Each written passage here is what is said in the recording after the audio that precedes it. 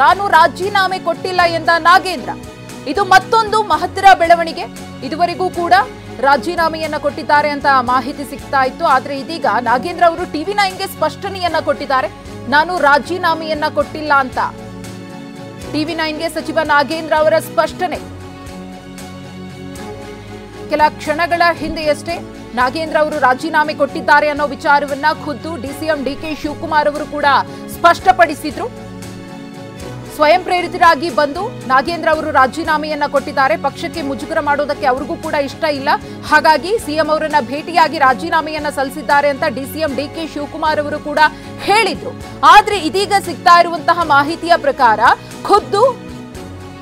ಖುದ್ದು ನಾಗೇಂದ್ರ ಅವರು TV9 ಜೊತೆ ಮಾತನಾಡಿ ಸ್ಪಷ್ಟಪಡಿಸಿದ್ದಾರೆ, ನಾನು ರಾಜೀನಾಮೆಯನ್ನ ಕೊಟ್ಟಿಲ್ಲ ಅಂತ.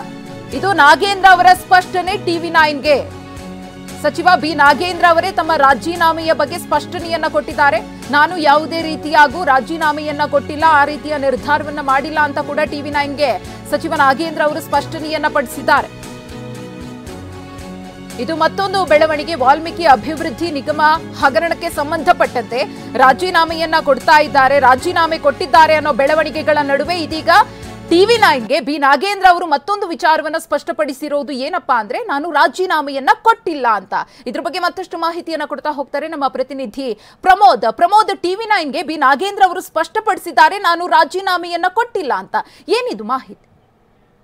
ಮಧುಶ್ರೀ, ಈಗ ತಾನೇ TV9ಗೆ ಸಿಗ್ತಾ ಇರುವಂತಹ ಮಾಹಿತಿ ಪ್ರಕಾರ ನೇರವಾಗಿ ನಾಗೇಂದ್ರ ಅವರೇ ನಮ್ಮ ಜೊತೆ ಸಂಪರ್ಕದಲ್ಲಿ ಸಿಕ್ಕಿದ್ದಾರೆ. ನಾಗೇಂದ್ರ ಅವ್ರ ಜೊತೆಗೆ ನಾವು ಮಾತನಾಡಿದ್ದೀವಿ. ನಾಗೇಂದ್ರ ಅವರ ಮಾತುಗಳಲ್ಲೇ ಹೇಳೋದಾದ್ರೆ, ಇದುವರೆಗೂ ಕೂಡ ನಾನು ರಾಜೀನಾಮೆಯನ್ನು ಕೊಟ್ಟಿಲ್ಲ ಅನ್ನುವಂಥ ಮಾತನ್ನ ಸ್ಪಷ್ಟವಾಗಿ ಹೇಳ್ತಿದ್ದಾರೆ. ಅಂದ್ರೆ ಅಧಿಕೃತವಾಗಿ ಇನ್ನೂ ಕೂಡ ರಾಜೀನಾಮೆ ಕೊಟ್ಟಿಲ್ಲ. ಸದ್ಯದ ಮಟ್ಟಿಗೆ ಅವರು ಕೂಡ ಇನ್ನೂ ಸಚಿವರಾಗಿದ್ದಾರೆ, ರಾಜೀನಾಮೆ ಇನ್ನೂ ಕೂಡ ಕೊಟ್ಟಿಲ್ಲ.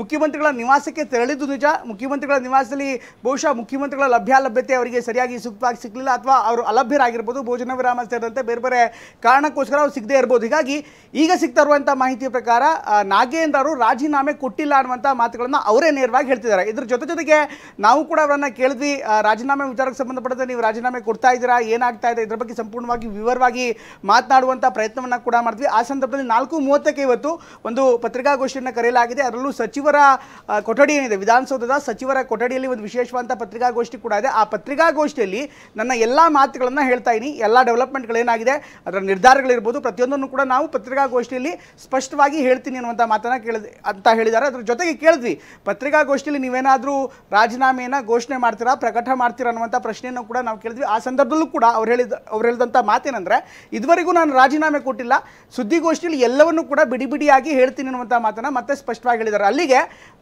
ಈಗಾಗಲೇ ನಾಗೇಂದ್ರ ಅವರು ಮತ್ತೆ ರಾಜೀನಾಮೆ ಕೊಟ್ಟಿಲ್ಲ ಅನ್ನುವಂಥ ಮಾಹಿತಿ ಅಧಿಕೃತವಾಗಿ ಅವರಿಂದಲೇ ಬರ್ತಾ ಇದೆ. ಮಧುಶ್ರೀ. ಎಸ್ ಪ್ರಮೋದ್, ಈಗ ರಾಜೀನಾಮೆಯನ್ನ ಕೊಟ್ಟಿಲ್ಲ ಅಂತ ಹೇಳಿ ಖುದ್ದು ಬಿ ನಾಗೇಂದ್ರ ಅವರೇ TV9ಗೆ ಸ್ಪಷ್ಟಪಡಿಸಿದ್ದಾರೆ. ಮತ್ತೊಂದು ಕಡೆ DCM DK ಶಿವಕುಮಾರ್ ಅವರು ಪಕ್ಷಕ್ಕೆ ಮುಜುಗರ ಆಗಬಾರದು ಅಂತ ಹೇಳಿ ಅವರು ರಾಜೀನಾಮೆಯನ್ನ ಸಲ್ಲಿಸಿದ್ದಾರೆ ಅಂತ ಕೂಡ ಹೇಳಿದ್ದಾರೆ. ಸೊ ಹಾಗಾಗಿ ಏನ್ ಬೆಳವಣಿಗೆಗಳು ಆಗಬಹುದು ಅಂತ ಹೇಳಿ ಸದ್ಯಕ್ಕೆ ಮುಂದಿನ ಬೆಳವಣಿಗೆಗಳ ಬಗ್ಗೆ ಮಾತನಾಡೋದಾದ್ರೆ, ಸಹಜವಾಗಿ ಈ ರಾಜಕೀಯ ಲೆಕ್ಕಾಚಾರಗಳನ್ನು ಗಮನಿಸ್ತಾ ಇದ್ದರೆ ಕಾಂಗ್ರೆಸ್ ಪಾಳ್ಯದಲ್ಲಿ ಈ ನಾಗೇಂದ್ರ ಅವರ ವಿಚಾರವಾಗಿ ಖಂಡಿತವಾಗ್ಲೂ ಒಂದು ಚರ್ಚೆ ಆಗಿದ್ದು ಸುಳ್ಳಲ್ಲ. ಅದರಲ್ಲೂ ಮುಖ್ಯಮಂತ್ರಿ ಮತ್ತು ಉಪಮುಖ್ಯಮಂತ್ರಿಗಳು ಈ ಒಂದು ವಿಚಾರದಲ್ಲಿ ರಾಜೀನಾಮೆಗೆ ಈಗಾಗಲೇ ಅವರು ಒಂದಿಷ್ಟು ನಿರ್ಧಾರಗಳನ್ನು ಮಾಡಿದರೂ ಕೂಡ, ಅಂದರೆ ನಾಗೇಂದ್ರ ಅವರು ರಾಜೀನಾಮೆ ಕೊಡಬೇಕು ಅನ್ನುವಂಥದ್ದು ಅವರ ಒಂದು ನಿಲುವಾಗಿದೆ. ಅಥವಾ ಅವರ ಪಕ್ಷದಿಂದ ಆಗಲಿ ಅಥವಾ ಸರ್ಕಾರ